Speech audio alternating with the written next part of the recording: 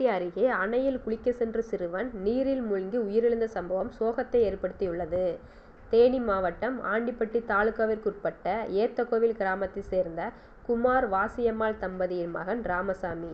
பார்வை குறைபாடுடைய இந்த 13 வயது சிறுவன் மதுரை மாவட்டம் உசிலம்பட்டி அருகே வாசி நகரில் உள்ள தனது தாய் வாசியம்மாள் வீட்டிற்கு வந்திருந்த சூழலில் நேற்று அருகே குன்னத்துப்பட்டி பகுதியில் உள்ள அசோமா நதி அணையில் மீன்பிடிக்கப் போவதாக குடும்பத்தாரிடம் கூறிவிட்டு சென்றதாக கூறப்படுகிறது.